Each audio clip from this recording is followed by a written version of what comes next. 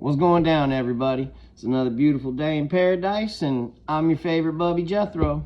So, sorry it's been a few days. I had to get some more memory space on my phone because I didn't have any more memory to make videos. So, that explains the absence for a few days, but I hope everybody's been doing well. And yeah, so now this is part 3 of my adventures to Chicago for the 2003 NLCS Championship game. Excuse me. Wouldn't be a video without a, little cough and voice clearing. So, when we last left, Moises Alou had just gone for the foul ball and had missed it because of Steve Bartman going for the ball in the outfield. And like I said, it was like every, I started to say, it was like every Bears-Packers game, especially this last one, like we won on a last-second field goal in Lambeau. So, way to stick it to those fans in Green Bay, and we'll just leave it at that. Like you said, the Packers have been the bane of my existence as a Bears fan my entire life. Like, we have never had a quarterback, and it's just like, oh, Hall of Famer, oh, Hall of Famer, and oh, Jordan Love, I don't know, too early to tell, maybe, maybe not, but he doesn't seem to be on the same level as Favre and Rodgers were, thank God, but he's decent, which is too good for them. So, but losing that game was as painful as every Bears loss in the 30 years I've been a fan or more, rolled into one. Like, even when we lost the Super Bowl, like, rolled into one and put it into, like, one moment. That was losing Game 6. And again, like, the L ride was silent. And so, like I said, there was no after party. There was no celebrating. Like, everybody just went home because I think in our hearts, we all knew, like, that was our shot. Like, 5 outs away for this for this iteration of the nightmare, that was our shot, and we blew it. And there was such negative. I've never been it's so weird, man, like how you can really feel the energy of a bunch. Like I said, anyone who's ever been to a pro game or a concert or anything like that, the energy of everybody around, like, it's real, it's palpable. And yeah, it was awful. It was awful. So we hopped on the L. I remember TJ, like, we were both just, like you said, there were, like, there was moaning and crying on the L, like, old ladies were crying, even young guys were crying. I felt like crying. It was awful, and I did cry the next day, and that'll be in a few minutes. I'll tell you about how the shit show ended. That was the 2003 NLCS series. Oh, my God. So, on the way back to that Holiday Inn where we had the best view of the saddest city in the world at that moment, there's a little bodega liquor store, and it's like I bought a thing of Maker's Mark, and or maybe I bought rum and TJ bought bourbon, and I got some Diet Coke or something to drink it with, and we went back, and I mean, we literally just, I said hi to Mary Jane, and we took shots for about 3 hours. I mean, literally, we got inside, we went back up, and I mean, we took probably about 5 or 6 shots apiece before we could even say anything. I mean, it was just, it should have been so awesome. It should have been, but was not meant to be. So, and everything happens for a reason. I'm a firm believer in that, so it is what it is. So, we pass out, and then we wake up at like 7 in the morning, and TJ's got to be at the bar to work at 4 o'clock.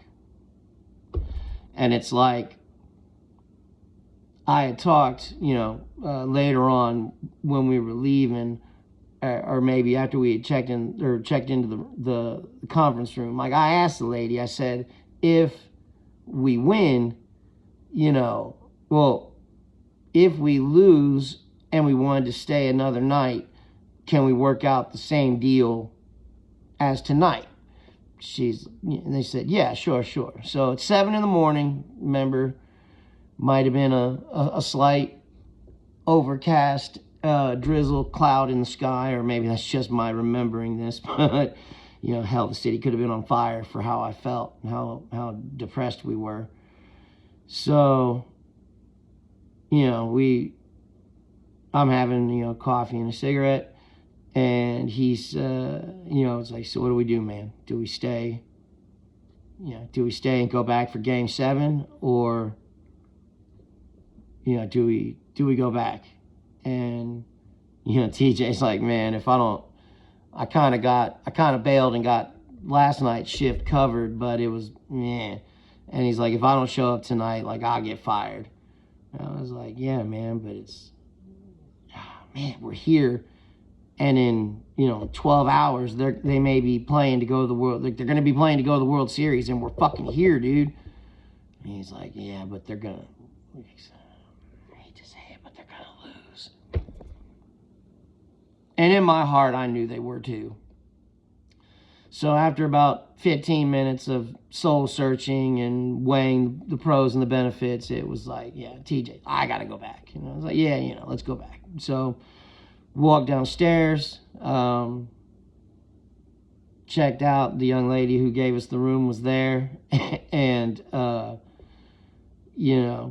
went and said goodbye and everything. And I told her, I was like, hey, if someone today is going to come in and be stupid and ask you if you've got a hotel room, and I know you're booked, but pay it forward and do somebody a solid and let them know about the conference room if they want it.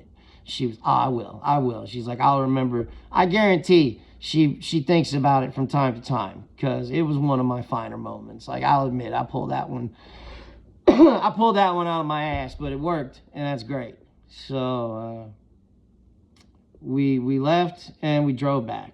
And so fast forward to, I think he said 7, 8 o'clock Central Time, Game 7. TJ's bartending. I'm playing at the bar, and I started drinking, and I got severely hammered. I mean, this is probably one of the drunkest nights, like the most wrecked I've ever been in my life, because I remember the end of the game, and I remember where I went after the game, walked, not drove, thank you very much, but even still, I guarantee I was a danger to traffic walking, but I went, so anyways, yeah, we're at the bar, game starts.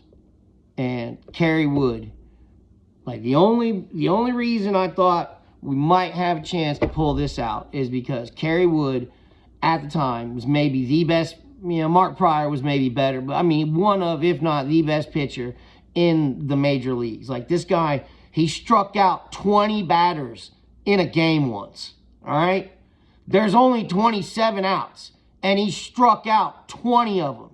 Tied Roger Clemens, major league record. To strike out 20 batters, it's insane. But, so I thought maybe Kerry Wood's right shoulder would be blessed by the gods, and we could do it. Wasn't meant to be. And sure, did we get a fucking hell of a teaser. Oh my God, it's so sick.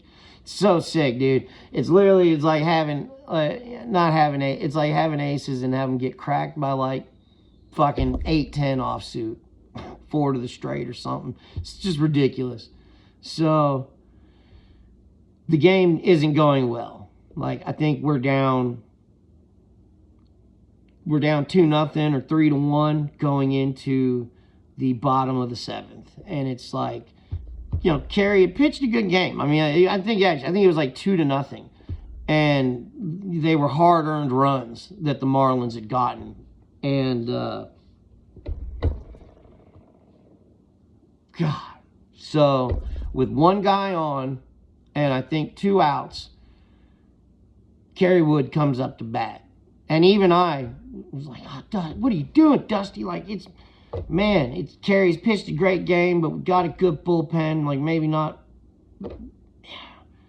It's a hard situation. What do you do? But you let Kerry hit, but it's like, Kerry can, pitchers, he's no, Ohtani. Like, Ohtani's Babe Ruth reincarnated, I swear. Pitches, hits homers, is the most complete ball player maybe ever. But Kerry Wood could throw the lumber around. And so he comes up to bat and dings a 2-run homer to tie the game in the 7th. I fucking lost my mind.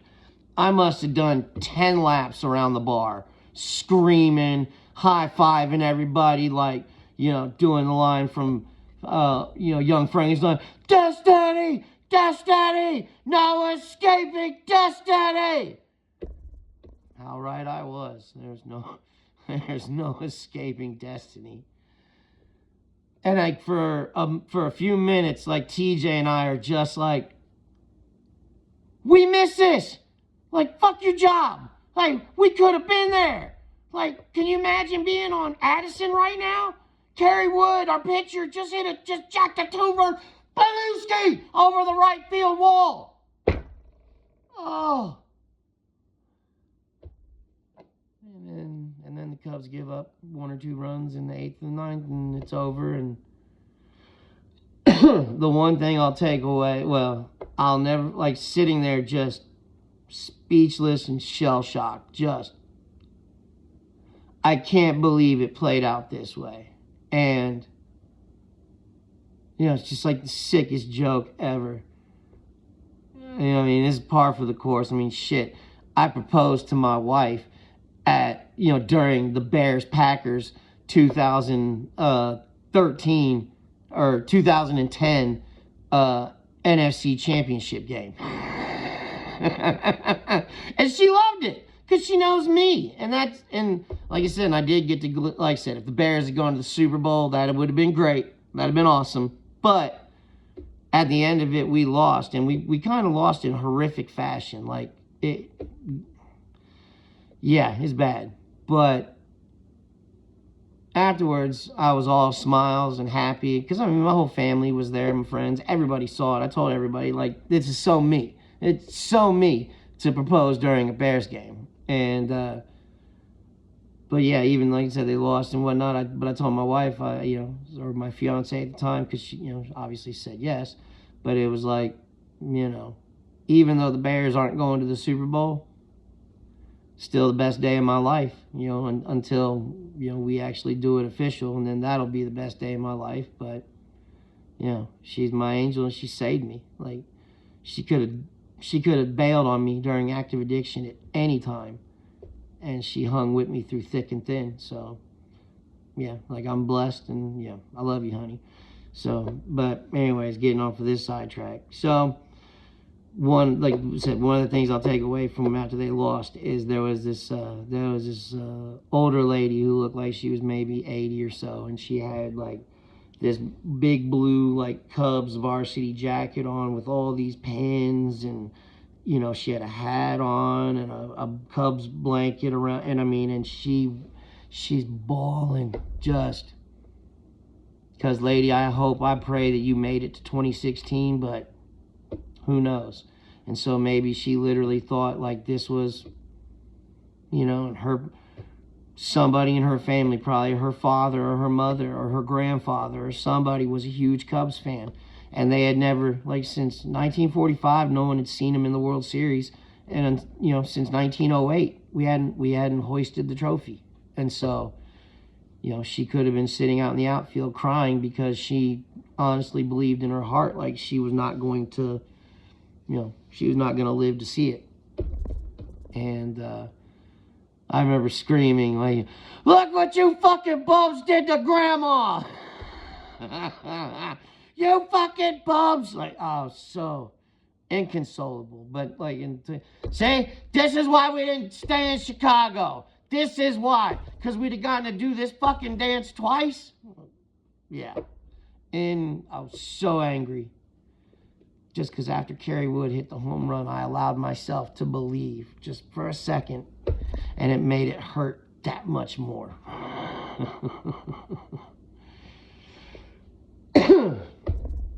And so I kind of remember what I did next, and then I've been told the rest. But long story short, well, I mean, it's a 3-video story, but yeah. So I went to my car, and I opened the trunk, and I got the bottle of liquor that I had bought the day before in Chicago.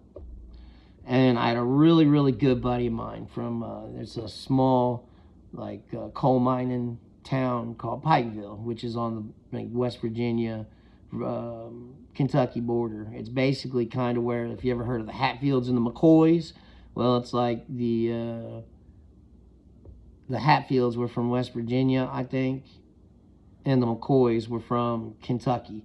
And so that's like right in the area where the famous feud took place. But I got really good buddies that are from down there, and they lived in Lexington at the time. And, you know, my Chase, Barrett, Cooner, fucking Jacob. I know you've hit the hard path, but we, you know, still remember the good days.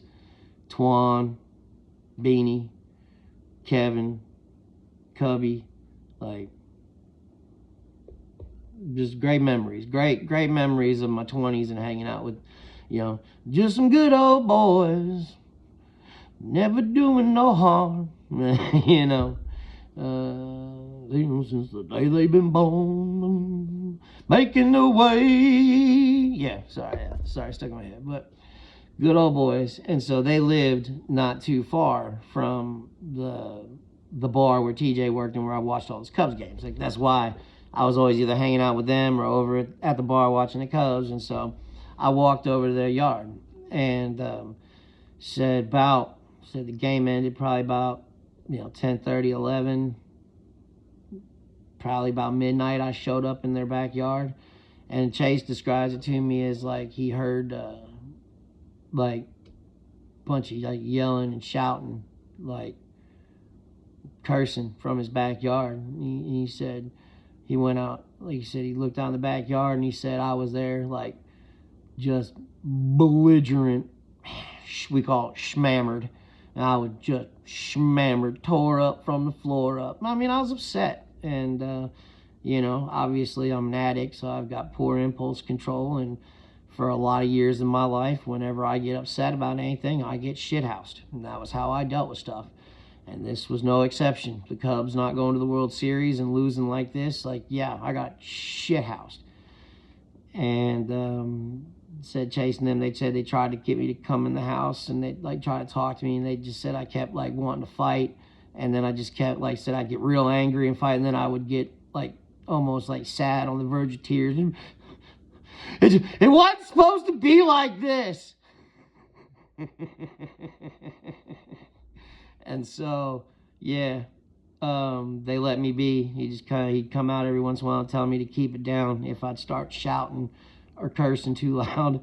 And I fell asleep leaning against his tree. And about sunrise, I woke up with an absolute ridiculous hangover, and there was a note on the ground nearby that said, you know, the bag, you know, your keys are in the mailbox, you know, like I said, these are good boys, like my friends. These are my friends. Said there was a note that said your keys, your wallet, your phone is in the garage, and a bottle of water. Holler at me if it's after like 11 a.m. or something like that. And this was like 6:45 in the morning. But they left the side open, and I went and I got my car keys, my wallet, my phone, and a big old bottle of water. And walked back to the bar, got in my car, you know, allowed myself to, you know, drank that water, collected my thoughts for about 15 minutes, and went home, took a hot shower, and went back to bed for another 10 hours. And, yeah, so that's the story of the 2003 NLCS Championship Series and the Cubs not going to the World Series, and how I reacted poorly to it. But hey, I didn't drink and drive, and I didn't go to jail. So it's beautiful. And like I said, at this time, I was experimenting with a lot of things, but the opiates still hadn't found their way into my life yet. And so these are happy memories because, like I said, there's a huge chunk of my life that is missing. Not missing, but I feel like it wasn't lived by me. It was lived by my, my alter ego, drug addicted scumbag part of my psychology that took over for a decade and a half. Yeah, so, but I'm lucky to be back. So, all right then. I hope y'all enjoyed story time. Like I said, I got dozens of these, and I'll try to bring more out as time goes on. But this is Jethro. I love y'all. To all my brothers and sisters in active addiction, said you ain't gotta live like that. Make the call. It's gonna be the toughest thing you've ever done, but it'll also be the most rewarding thing you've ever done, man. Because you ain't gotta live like that, and you can get your life back. And I'm living proof, man. 5 years strong. No illegal opiates in my body. And that's something I'm very proud of. So, all right, man. I love y'all. This is Jethro, man. Be good or be good at it.